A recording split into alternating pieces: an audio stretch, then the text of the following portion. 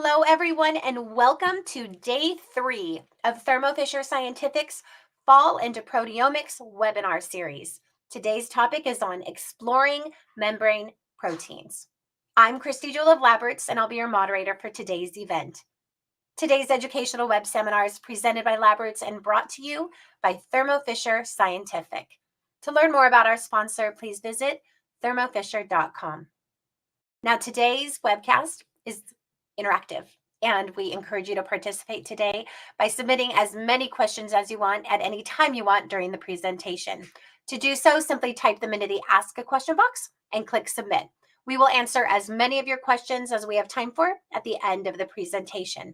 Additionally, you may submit any technical issues here as well if you experience any seeing or hearing issues during the presentation.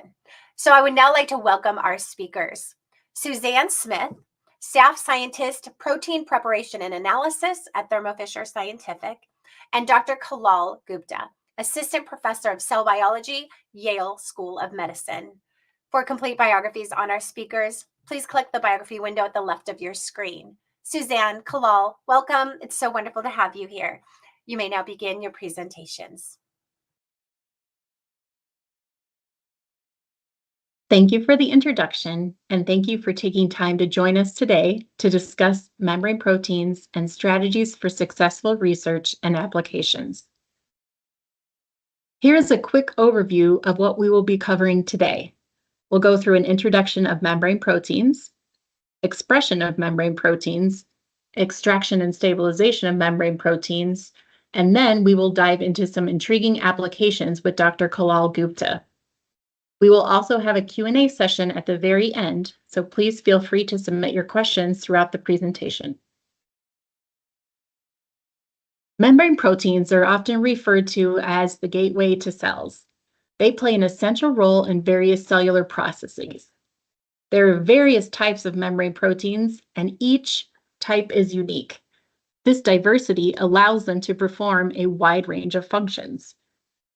Membrane proteins are crucial for maintaining normal cellular homeostasis and performing critical cellular functions, such as intercellular junctions, cell-to-cell recognition, anchorage and attachment, enzymatic activity, and signal transduction. However, the complexity of membrane proteins makes it difficult to fit them into a standardized expression and purification workflow. Their intricate structures and diverse functions require specialized approaches. Understanding and harnessing the potential of plasma membrane proteins is crucial for advancing cellular biology and developing innovative biopharmaceuticals. Studying membrane proteins is challenging. Some of the common difficulties are overexpression is often needed to produce enough protein to study. The glycoprofile presence and homogeneity may be problematic for crystal formation and analysis. There is a lower expression yield compared to secreted proteins. There are always stability and activity concerns, and challenging extras could be extraction, solubilization, and purification. While there's not a standardized solution to membrane protein production, there are some best practices to help improve successful outcomes. These are the various expression systems to consider for recombinant protein expression. We have a cell-free system, bacteria, yeast, insect, and mammalian systems. So how do we decide which expression system to use when expressing a membrane protein such as a GPCR? While bacteria and yeast are still very valuable, they often fall short in producing proteins that are properly folded and post-translationally modified, which are crucial for many of those therapeutic and functional proteins.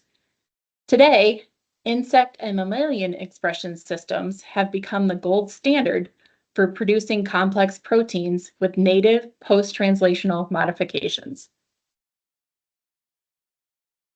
As I mentioned, mammalian cell systems are particularly well suited for complex proteins. And when it comes to production of membrane proteins, our XB293 systems are a great choice. The XB293 cells are human cells derived from the HEK293F cell line and are the core component of the XB293F expression system. They are maintained in suspension culture and will grow to a high density in their medium. These cells are highly transfectable and generate superior protein yields compared to a standard HEK293 cell line in transient protein expression. In addition, the XB293F GNTI negative cells are also derived from our XB293F cells and have been engineered to lack the GNTI enzyme, leading to the production of glycoproteins with uniform high mannose glycopatterns. In this table, we highlight the key applications and advantages of both the XB293 and the XB293 GNTI negative cell lines. While the XB293 cell line is truly a workhorse cell line in terms of its ability to express a variety of proteins, the GNTI cell line is highly suitable for delivering high-quality, homogeneous membrane protein preparations for subsequent biochemical and biophysical studies, such as a structural biologist doing crystallography and NMR work. Both systems are available in an inducible format as well. Overall, these cells facilitate rapid and robust production of various forms of proteins, including those difficult to express proteins, such as the membrane proteins.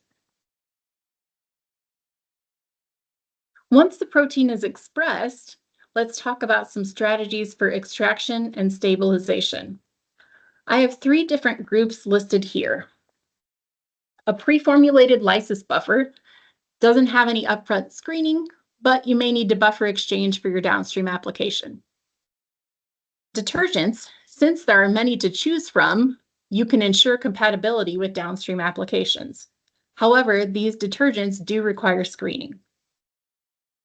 Polymers ensure native conformation, but also require screening to find the right one for your protein. Let's talk about these in a little bit more detail. Pre-formulated lysis buffers are a great choice because they are optimized with their buffer system, including the salt, detergent, additives for extraction efficiency. They're fast and simple with no special equipment needed. For example, you don't need an ultracentrifuge. However, the particular detergent may not be compatible with downstream applications, and it doesn't maintain the native lipid environment your proteins will be contained in micelles. Here are just some examples of pre-optimized kits. The Memper Plus membrane protein extraction kit is for the enrichment of plasma membrane proteins. The GPCR extraction and stabilization reagents maintain structural and functional integrity. And the cell surface biotinylation and isolation kit is also for the enrichment and isolation of plasma membrane proteins. Next, let's discuss detergents. One of the best advantages is that there are many detergents to choose from, so you should be able to find one that's suited for your needs, but it does require time and screening. You can have a custom buffer formulation. With screening, efficient extraction efficiency can be obtained. It doesn't maintain the native lipid environments either. There are 4 major types of detergents that are commonly used to extract membrane proteins. The malticides, which have a longer chain length to potentially better solubilize proteins. It's also known to stabilize hydrophobic proteins.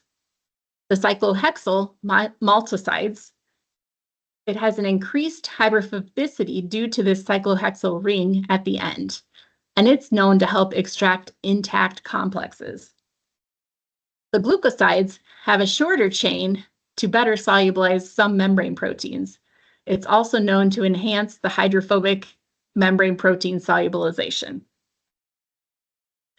The Zwitter ionic detergents have dual charges, which aid in the extraction of difficult membrane proteins. And it's known to efficiently solubilize challenging and delicate membrane proteins. And finally, let's look into some more details about polymers.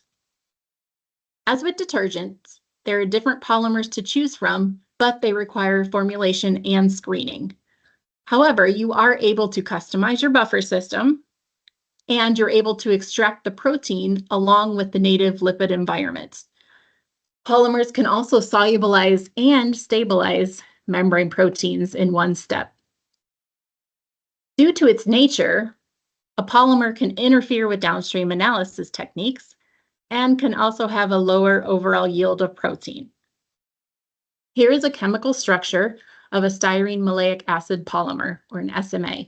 And this is a snapshot of how an SMA creates a lipid particle, a SMALP, taking the native membrane along with the protein. Common applications with polymers include bottom-up mass spectrometry, top-down mass spectrometry, lipidomics, and cross-linking. Let's talk about these SMA polymers in a little more detail. These polymers spontaneously incorporate chunks of the lipid bilayer, creating what is referred to as SMALPs. Now, these SMALPs are random and will contain different lipid complexes or even just chunks of lipids themselves. If you have an overexpressed and tagged membrane protein, this is advantageous to detergent extraction for multiple reasons. First, it takes a typical two-step process of extraction and then stabilization down to one step. No longer is it necessary to stabilize your membrane protein using a system such as a nanodisk, a liposome with lipids. Second, the native lipid environment is maintained. There is no more guessing on what right lipids to maintain a stable and functional membrane protein.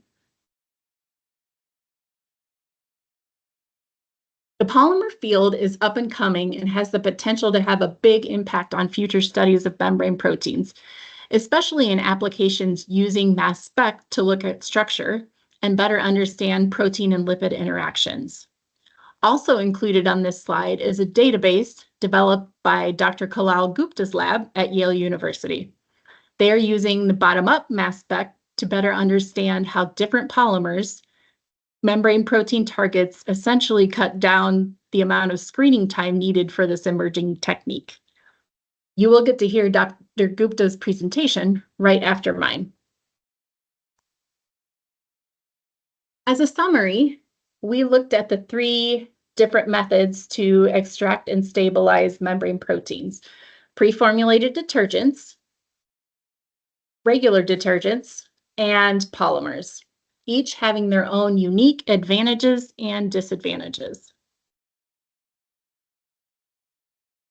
We do have a membrane protein expression and purification webpage that provides comprehensive resources and solutions tailored to optimize the sample prep of these challenging proteins.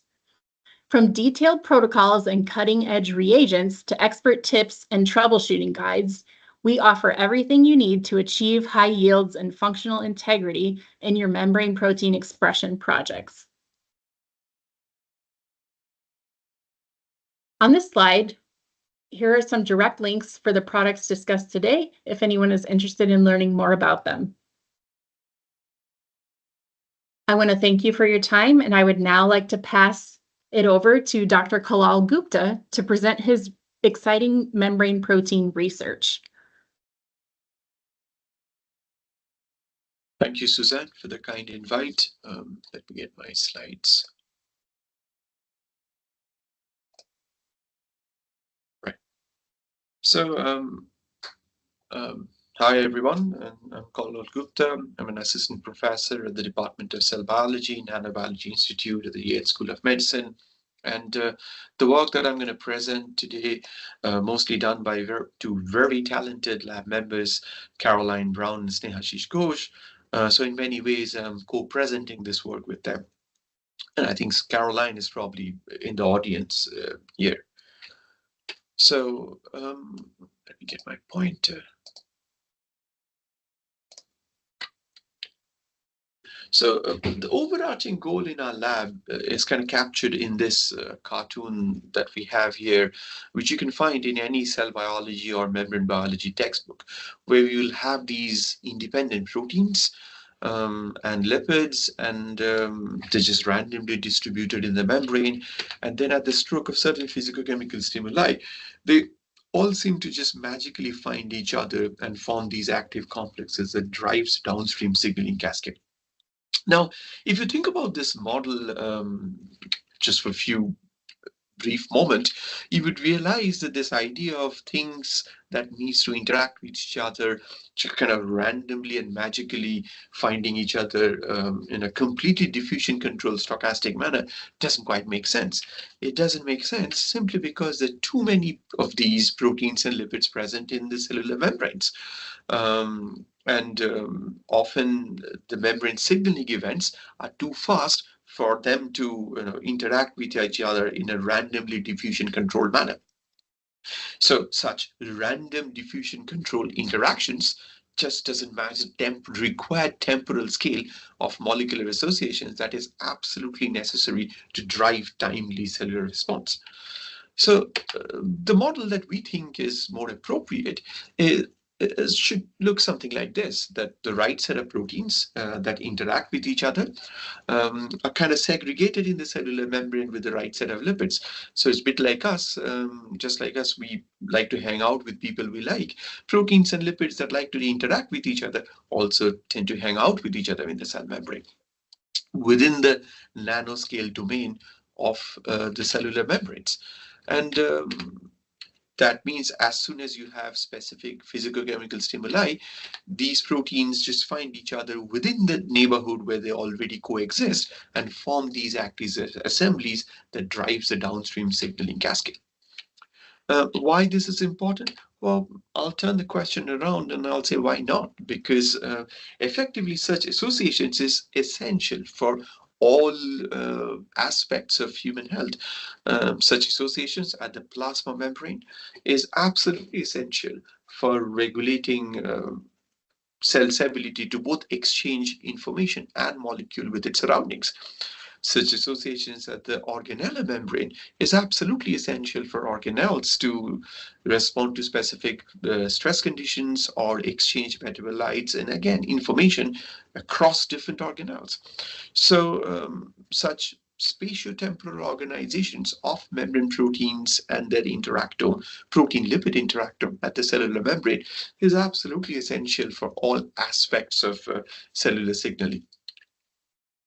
So if we want to develop a technological platform, which is our fundamental goal, you can have kind of brought two big wish list. Number one, you need to have a molecular resolution so that you can directly study these associations between proteins and lipids directly from the cellular membrane itself. And then simultaneously, you need to have a spatial resolution so that you can home into the nanoscale region of the membrane where these associations are taking place. Although today's talk, I'm going to focus on the spatial resolution aspect, I'm going to give you a brief summary of our research on the molecular resolution that makes the question of having a technique with spatial resolution absolutely pertinent. So to address this question of how we can detect membrane protein lipid assemblies directly from a membrane environment, recently we made a key technological breakthrough, which allows us to take target membrane proteins or peripheral proteins and multiple proteins and put them in vitro membrane where we can change all of these key properties of the membrane, starting with lipid compositions and membrane biophysical properties, and then take these intact proteolisome and then directly fly them inside mass spec, and then use a gas phase supercharging chemistry at the front end of the instrument to kind of gently ablate these complexes and then bring them at the back edge of the instrument and detect this, which allows us to determine the organic or the oligomeric assemblies, state of these proteins on the membrane, what are the IDs of bound lipids, and then simultaneously by changing key compositions and properties of the membrane, we can start asking how these oligomeric organizations are regulated by membrane constituents and their properties. This, of course, becomes a very powerful in vitro approach to study functional organizations of membrane proteins and how that drives specific downstream signaling cascade in a very targeted manner. These are all different ways we are exploiting the technique. I hope to talk to you about these more on a different occasion. But from a technological standpoint, what this brought us to is that if we could do all of these from an in vitro membrane that we are making and forming in the lab with specific lipids and proteins, can we do that from the native membrane itself? So this is the work that was carried out by another postdoc in the lab who showed that by using the same strategy, we can now take native membrane vesicles. So for example, this is a E. coli total membrane vesicle, directly put them in mass spec, and we can look at protein complexes going from 20 kilodalton all the way up to 200 kilodalton.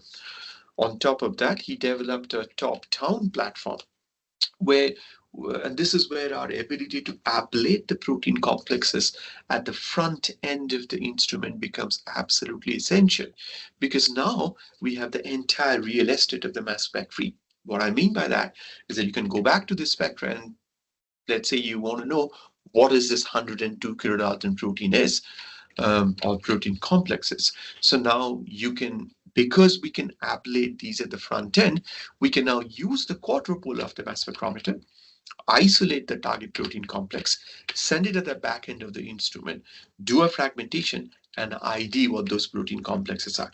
So if you keep doing this, you'll see, for example, this is a homodimer of DLDH with each copy of the monomer bound to an FAD endogenous ligand. This is heteropentameric BAM complex, which consists of a monomeric BAM-A and 4 other peripheral membrane proteins, so on and so forth. Now, while this is very exciting, and this gives us an avenue to take native membrane and directly shoot them in mass spec and try to understand protein lipid organizations, this technique has a major problem. That is, and this is a picture of New York Marathon from last year.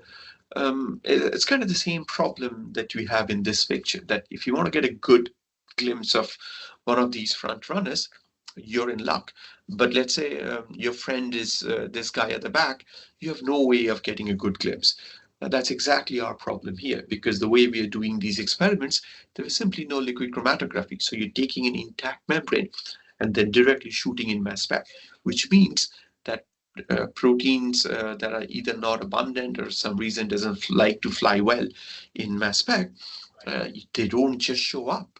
So that then brings us to the question that, well, how can we take this method and make it something so that we can apply to any protein of interest, irrespective of their abundance, irrespective of their organelle membrane. And that brings us, so we realize that effectively to solve this, we can solve this question the way this photographer would solve the question. That is, they'll get a zoom lens that will allow them to zoom into the zone of this marathon where a particular runner is running. So in other words, if we want to replicate that for a membrane protein, we need to have a chemical zoom lens so that we can hone in and zoom in towards that zone of the membrane where that particular protein resides. That then effectively brings us to the question of spatial resolution. That is, how can we now get a spatial resolution that allows us to excise out the nanoscale zone of the membrane where the target protein or its complex resides? This brought us to a class of molecules that I'm sure many of you are aware of, SMA or styrene malic acid polymer. And the promise of these molecules were that you throw them in the membrane and like a cookie cutter, it scoops the membrane into nanodisk. And then if you have a good tag in your protein or an antibody, the idea is that then you can pull down the protein. But when you pull down, you don't just pull down the protein, you pull down that native nanodisk containing the protein, which contains the native membrane patch around that protein of interest. So this is the structure of the prototypical SMA. And you would see there are many more that are now commercially available. I would generally refer to them as membrane active polymers, or MAP, throughout my talk. And you can see that there's quite a lot of them that are now commercially available. So the question is, if you want to excise out your target protein, which one you should use?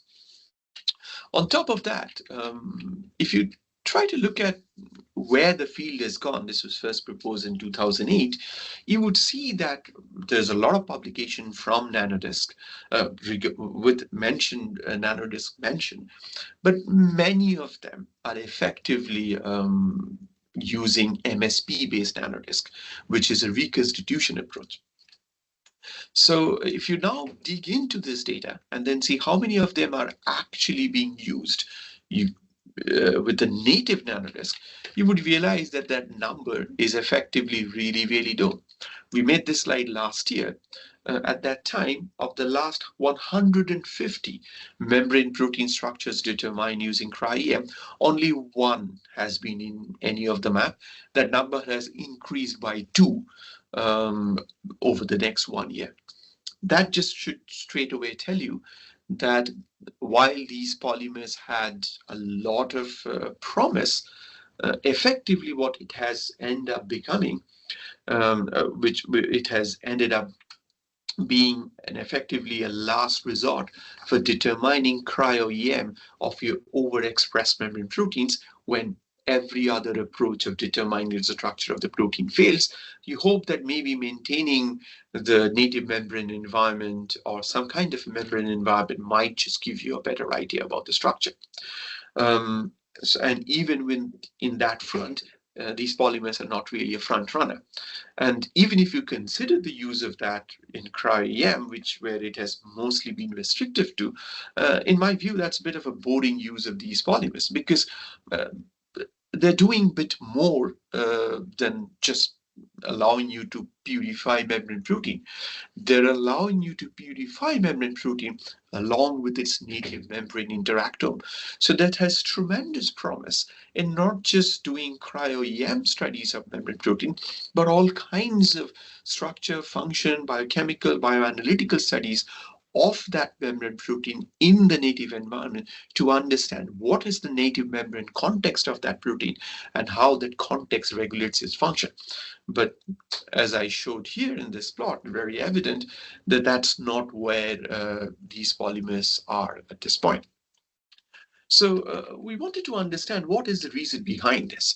So to do this, what we did, we went back to the drawing board and we made an AquaPZ with GFP tag. We just expressed this in E. coli and asked how efficient we are in purifying the protein. And we would realize that, well, effectively, while in DDM, we could purify close to 70% of the protein, which you could quantify using the GFP fluorescence, in the commercial SMA, we could get about 8% of the protein. And there lies the problem, that effectively, these polymers are very ineffective in excising out your protein of interest, which means that unless you can crazily overexpress your protein, there's very little chance of doing anything meaningful out of them. On top of that, if you want to use these polymers to understand the native membrane domain, you can't really overexpress them. So if your purification efficiency is 8%, there's very little you can do with an endogenously expressing protein where you really want to understand the native membrane context. So we realize that this is kind of the crux of the matter, why these polymers have, the use of these polymers have been very restrictive. And we started looking at the literature to understand what is the problem. And we realized that there's basically a lack of crosstalk between people who are really applying this to do study biological system, and people who are synthesizing this. And this is actually very well shown in this paper, where they showed that you can take a range of different polymers, and if you study them using, let's say, a POPC empty liposome, all of them would show very good solubilization efficiency, but then you put them in a very simple E. coli membrane, and the performance is disastrous. And there lies the problem that, well, POPC liposomes are not really reflective of what a native membrane is. So we went back to the drawing board and started understanding how can we systematically synthesize these molecules to get a really good understanding of their chemistry so that we can understand what makes them inefficient at different stages. So to do this, I was very lucky to recruit another postdoc, Snehashish Ghosh, who is an excellent organic chemist.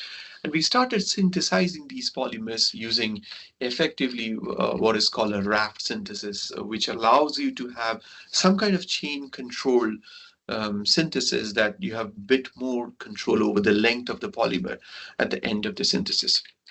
Using this, we synthesized a library of these polymers. Many of these polymers that we synthesized in-house were also sold commercially. Some are new. In short, we made a small library where we varied all these different parameters and the chain length to effectively get a good chemical library so that we can dig deeper to understand what exactly is regulating their solubilization efficiency or inefficiency. The first thing that we realized to do this, we really need to do these experiments on native membrane. And this is the first problem that we realize in the literature, where often when these polymers are synthesized, people will take an empty liposome, put them on that polymer, put the target polymer and show that the liposome had disintegrated. And the conclusion from that is if the liposome is disintegrated, then what you're forming must be a disk. That's not necessarily the case. So we really wanted to see, can we actually directly determine the native nanodisk forming capability of a polymer against a target physiological membrane in a very quantitative, high throughput manner? So the assay that we designed is it leverages on this technology. It's called fusogenic liposomes, where the idea is that these liposomes with specific lipids such as DOTA, which are extremely charged, that fuses with the physiological membrane. Now, in that liposome, if you have small percentage of fluorescent lipid, what you have effectively done that when you fuse these liposomes with your target cell type, you have now delivered those fluorescent lipid into your cell membrane. So now your cell membrane is fluorescent.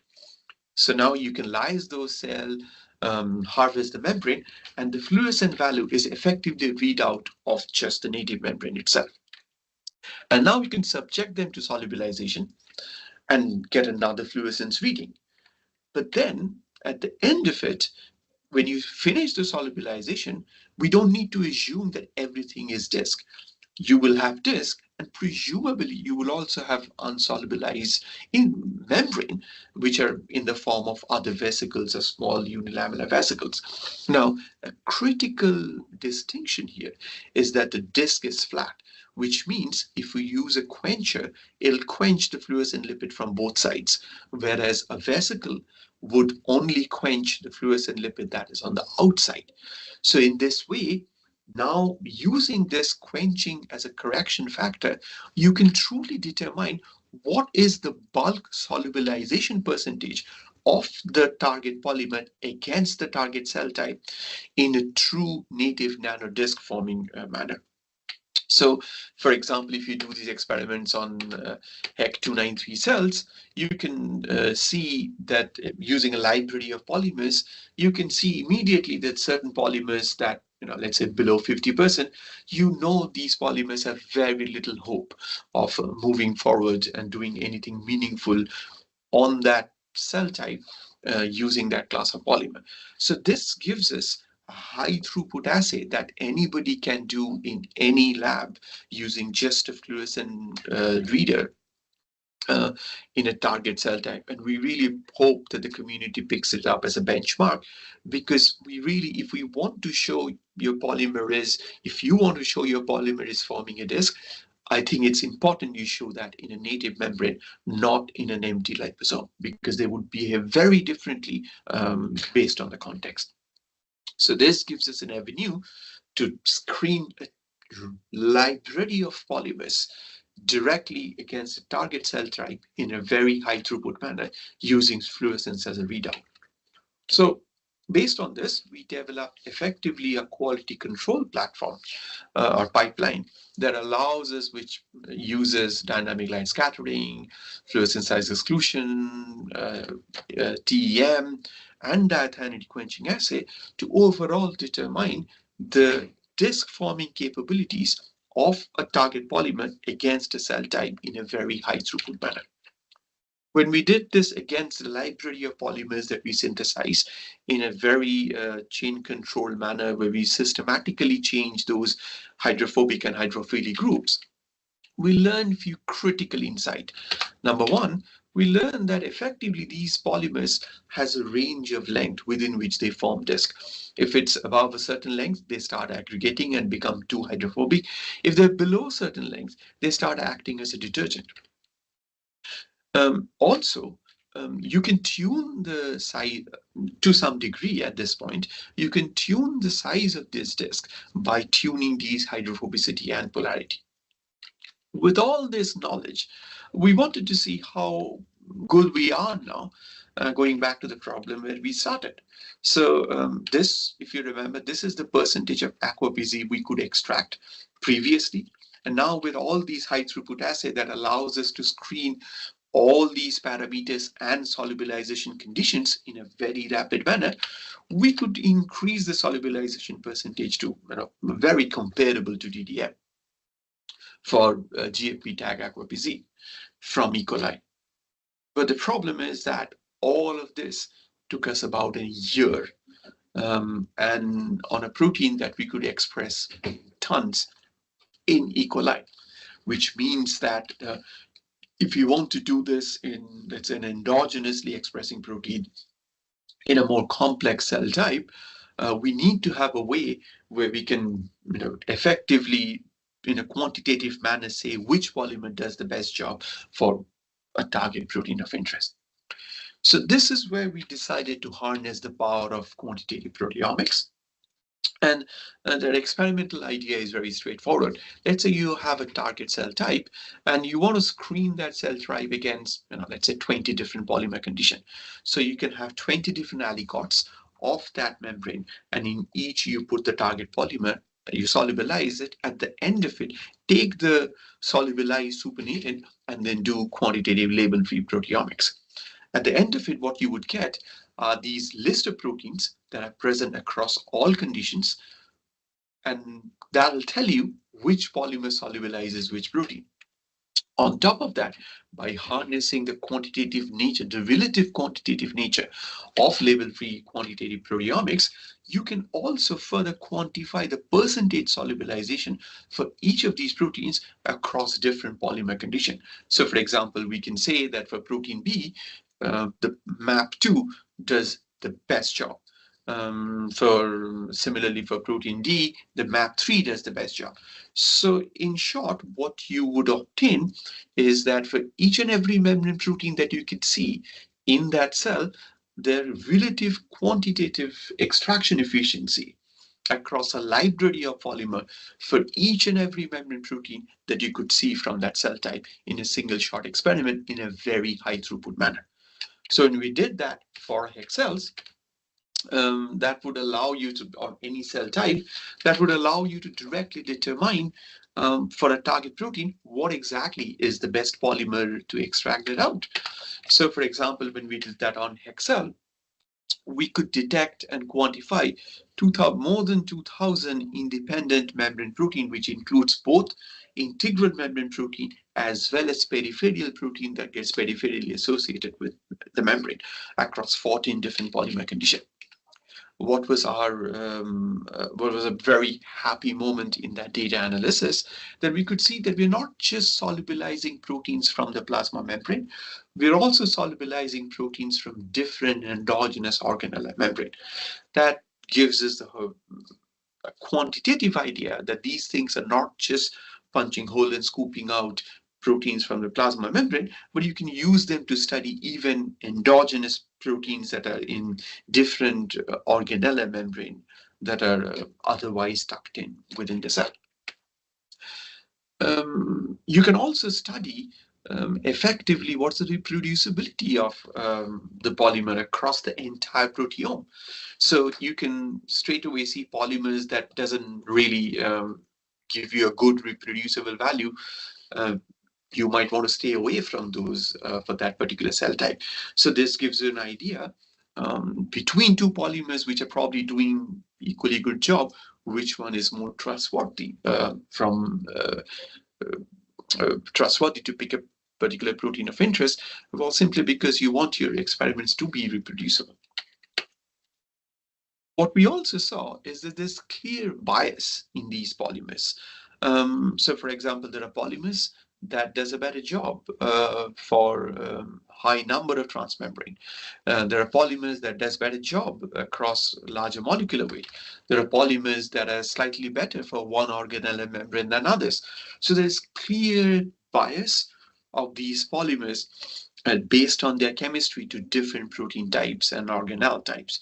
And this is the bit that's bit of a puzzle to us right now. We don't really understand the origin of this chemistry. We are hoping that with more and more polymer and more cell type, we might be able to really understand what exactly is regulating their specificity towards a class of proteins or a particular organelle membrane type. We don't quite have a clear answer on that yet. But in short, what it allows us to do is to get, for more than 2,000 membrane proteins, the quantitative extraction library where for each of these membrane protein at their endogenous level of expression, we know what is exactly the best polymer to scoop them out from the native membrane with precise nanometer scale spatial resolution imparted by these polymers.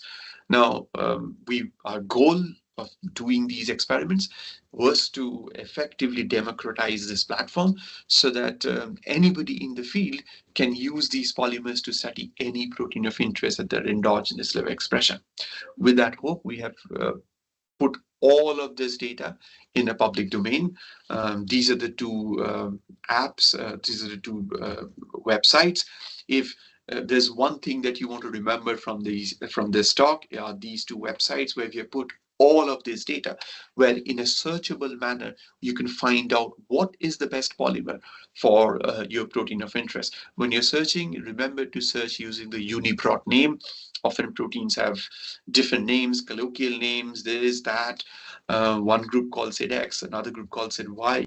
Just to be unbiased, we just pick the UniProt name for each of these proteins. So for example, just to give you an idea what an output would look like, these are 4 different proteins from 4 different organelles. So you put them in the search bar, you should get a plot that looks like this. And in each of these cases, the one with the star is the one that has highest solubilization percentage. So for example, we know for EGFR, you should pick the polymer number 3. Similarly, for 661, you should pick the polymer number 8. So this then allows us to effectively what used to take us a very long time to figure out what exactly